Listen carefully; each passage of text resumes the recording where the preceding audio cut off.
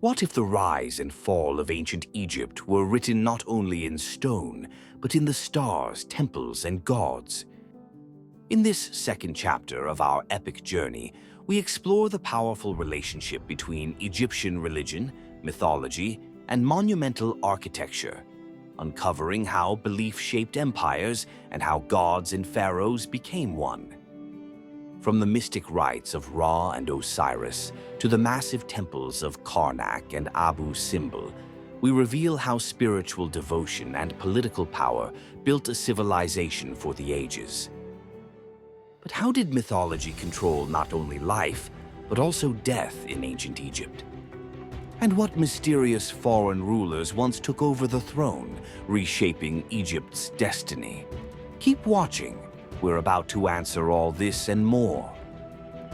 Before we begin, don't forget to subscribe to our channel, Best of History and Mythology, leave a like, and turn on the notification bell to stay updated with the next chapters of this incredible story.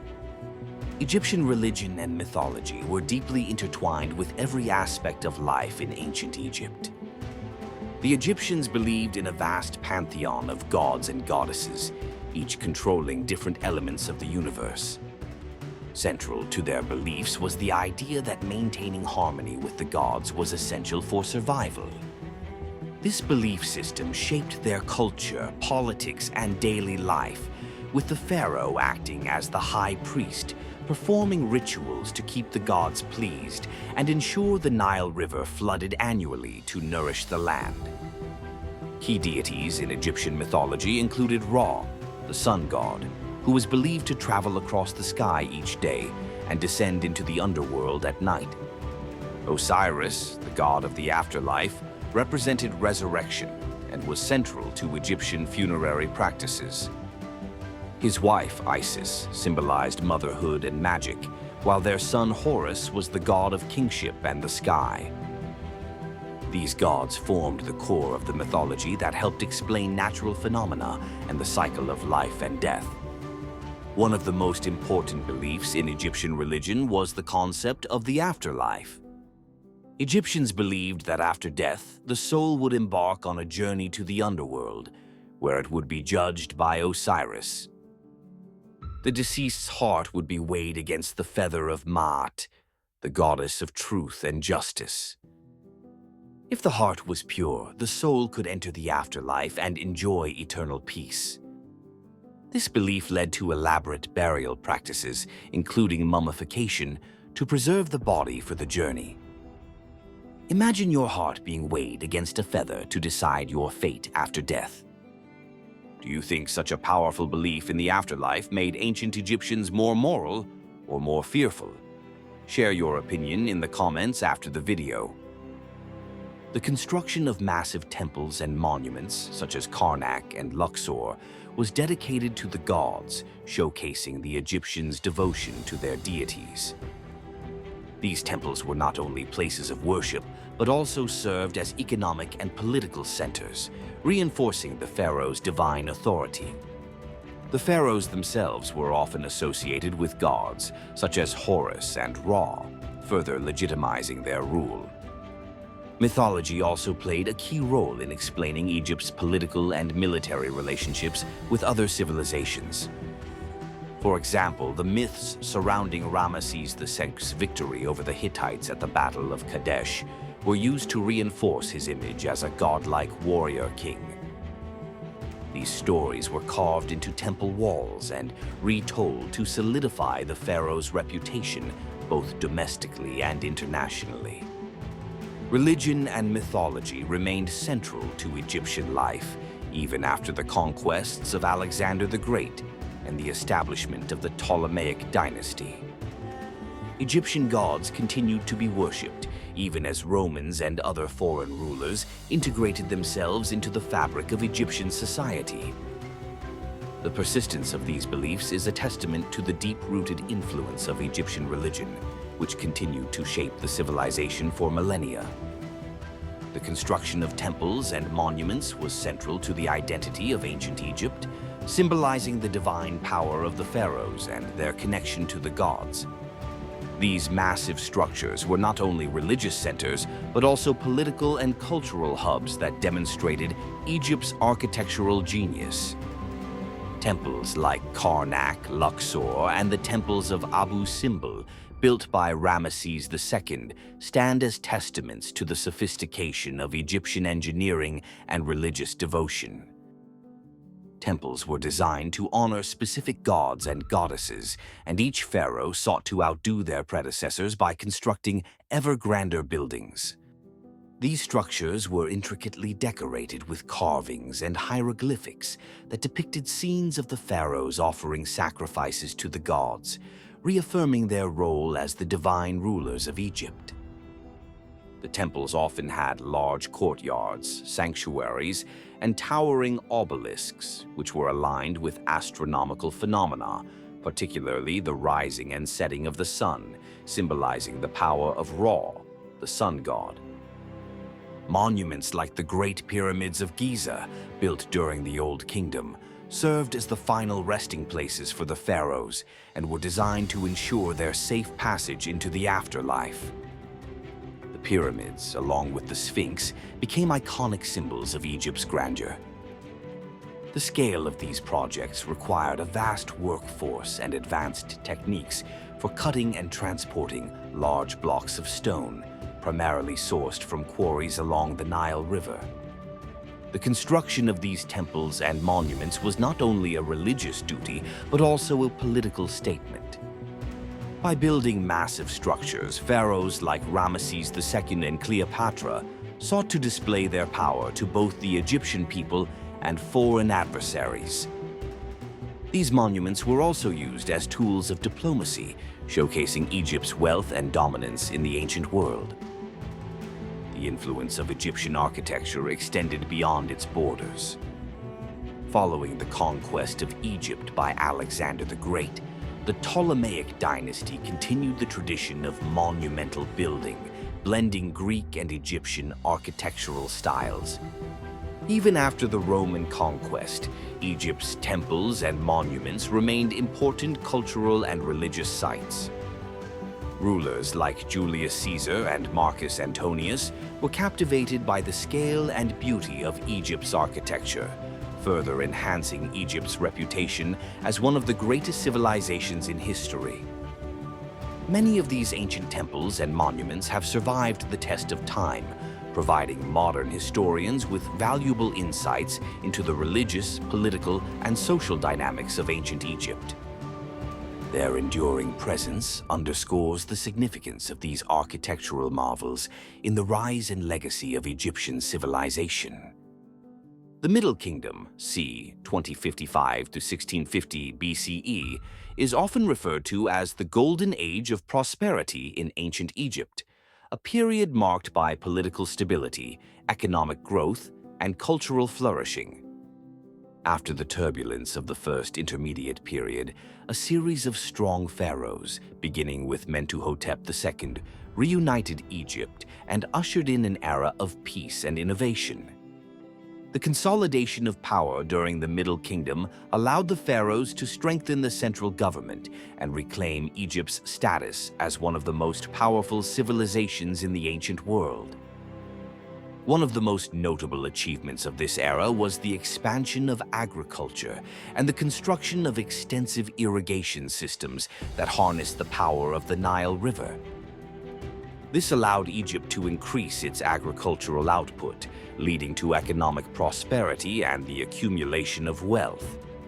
The pharaohs invested in large public works, including temples, fortifications, and even the expansion of trade routes that connected Egypt with regions like Nubia, Byblos, and the Hittites.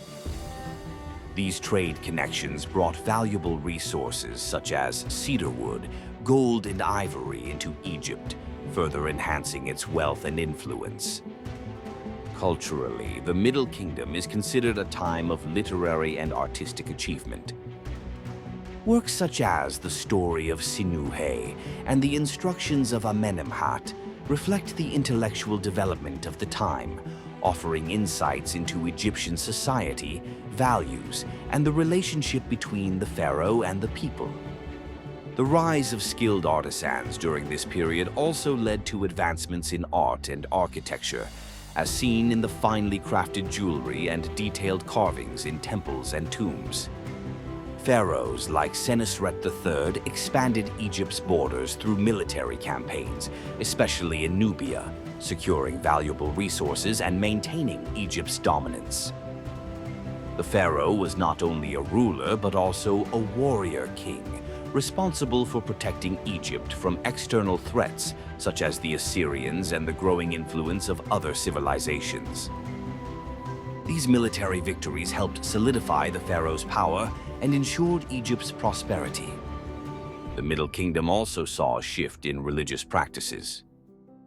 While the traditional gods, such as Ra, Osiris, and Horus, remained central, there was an increased emphasis on the afterlife for common people, not just the pharaoh and nobility.